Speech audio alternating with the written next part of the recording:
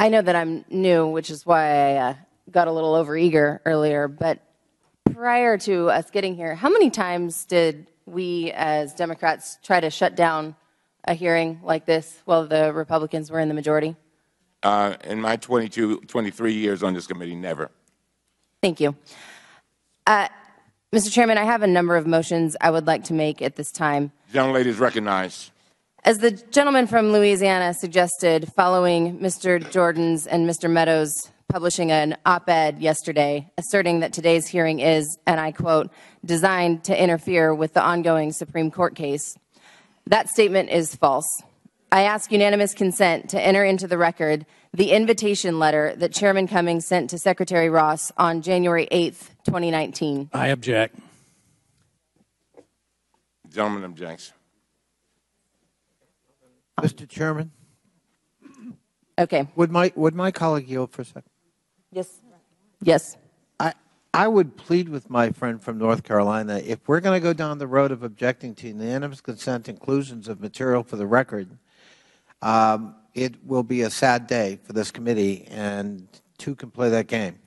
And so I would strongly urge my friend from North Carolina to withdraw his objection to a unanimous consent inclusion. I appreciate the tone and tenor of where my good friend from Virginia would certainly articulate his concerns, and I have some of the same concerns. We don't want to go down this.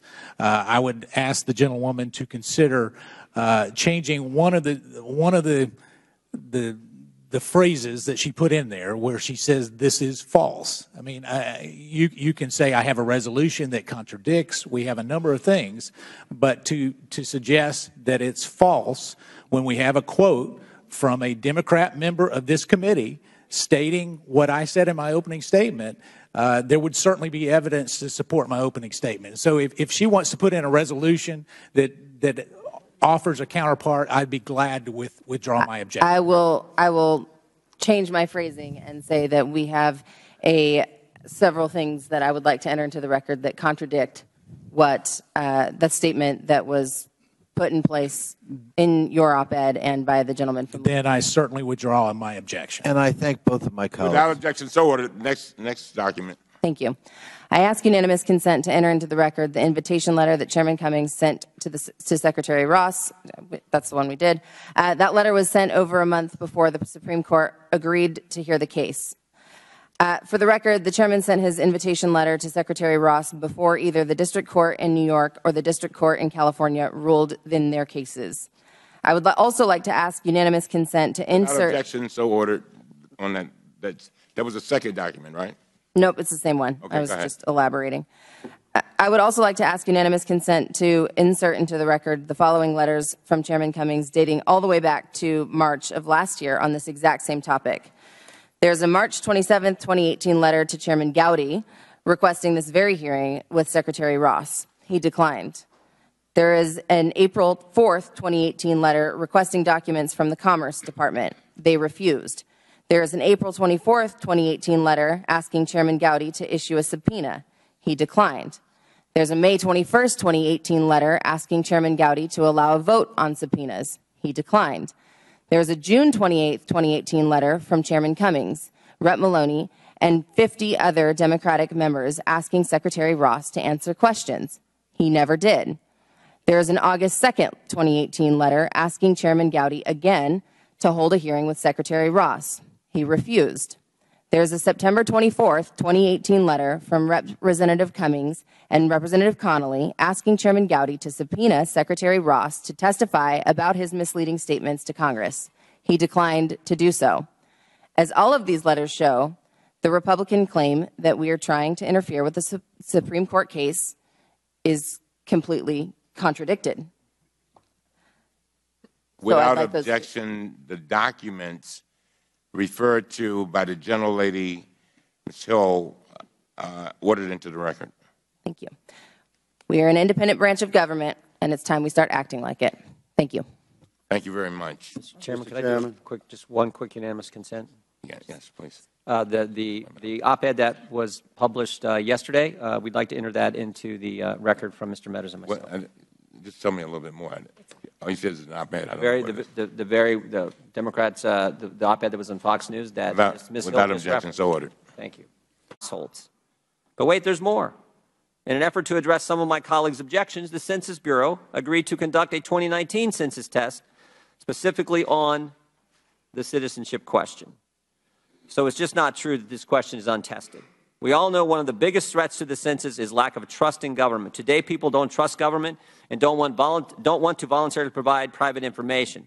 Therefore, people are less likely to fill out the 2020 census than they were 10 years ago for the 2010 census. The majority's drumbeat against a legitimate question on a person's citizenship status only compounds the problem.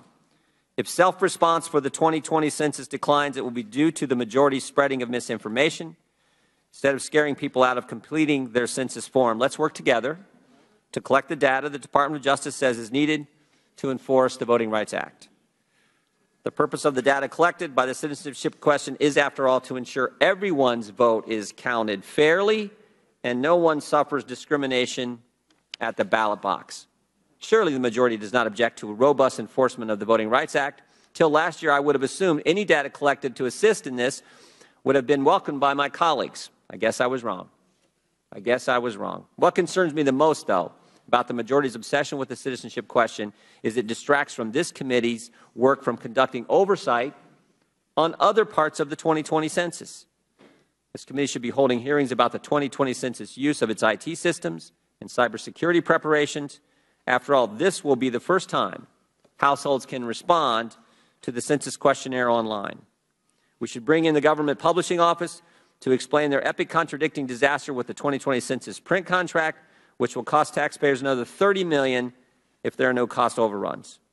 As members of Congress, we have a duty to encourage people to complete their census form honestly and accurately.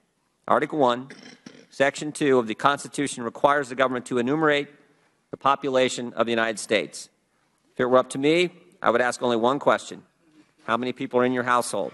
This is all that's required by the Constitution. However, Congress and presidents for decades have determined it is in the interest of public policy to ask Americans more questions about the composition of their family. If we are already asking people their age, their race, their relationship status, certainly it is in the public interest to ask if they are citizens of the greatest country in history. Mr. Chairman, I yield back. We now recognize Mr. Meadows. Thank you, Mr. Chairman. Secretary Ross, thank you and your entire team for being here. As you are well aware, this is not the first hearing on the census. In fact, when the Republicans were in the majority, we had not one, not two, but multiple hearings and briefings as it relates to the census. And I see some of your staff behind you shaking their head yes. They will know that I have not always been the most positive when it comes to where we are in our census progress. I do want to state for the record today that your team has been extremely responsive to the point where we had critical missions. In fact, some critical missions that still exist today that we should be using this hearing for, when we talk about end-to-end testing, when we talk about the security, the cybersecurity of what we're going to actually implement in this new process of gathering information, Mr. Secretary. And so I want to say thank you for listening to the calls in a bipartisan way of really looking to make sure the census is reliable and one that actually counts the citizens of this great country and every person that is here. Now, with that being said, that's not what this hearing is about, sadly. And we can see by the crowds and the cameras that this has nothing to do with making sure that the census is accurately implemented and cybersecurity is dealt with. In fact, it has just the opposite. This comes down, as the gentleman from Ohio, the ranking member, indicated, to one question and why we're asking that one question. Now, Mr. Secretary, I'm sure we'll hear from your testimony today that this is not the first time that we've asked the citizenship question on the census. In fact, when President Bill Clinton was in office, we actually asked 1 in 6 people if they were a citizen of the United States of America on the census. But it wasn't just then. Every 10 years, predominantly we have asked this question, whether it's been 1 in 6 or 1 in 5, or even dating back to the 1950s and 40s when we asked everyone this question. All of a sudden, the census has taken on a new height of political spectrum that I fail to realize. Why would we not want to know if someone was a citizen of this great country or not? Now, when we look at this, to go even further, Mr. Secretary, here's my concern. The Supreme Court has weighed in on this. In fact, Justice Gorsuch and Justice Thomas both raised concerns that when we start to ask questions, that it would be used to influence the courts. In fact, they ruled on it and said we shouldn't be doing that. But yet here we are today asking questions to try to influence the highest court in the land. Now, I say that. These are not just my words. It's actually the words of a member from this particular committee. A member from this committee actually said, and I quote, that he hopes that the testimony today, quote, that the courts can use it, close quote. Now, if we're setting up a hearing today to try to bypass what the Supreme Court has already ruled on, and yet we're thinking that we're going to do this in the name of being great supporters of the Constitution, that's not accurate, Mr. Secretary, and I'm troubled by that because it is very clear what the Supreme Court has asked. It's very clear what our role should and should not be. And yet we look at this particular question. Are we saying that asking a citizenship question is unconstitutional? I hope not, because we ask that on a variety of other things. We ask it many times for a driver's license. We actually ask whether you're a citizen or not in order to get a firearm in the state of California. Should we take the citizenship question off and make it easier for people to get firearms regardless of whether they're a citizen or not? I don't know that we would get the same response from my friends and colleagues opposite. Mr. Secretary, we are here today, and we're hoping for very clear and transparent testimony from you. I expect that we will get that. But yet, just be clear. Many of the questions that you will receive today have nothing to do with accurately counting the number of people that are here in the United States of America. It has everything to do with politics and everything to do with trying to make sure that one particular message comes across. And Mr. Chairman, I yield back.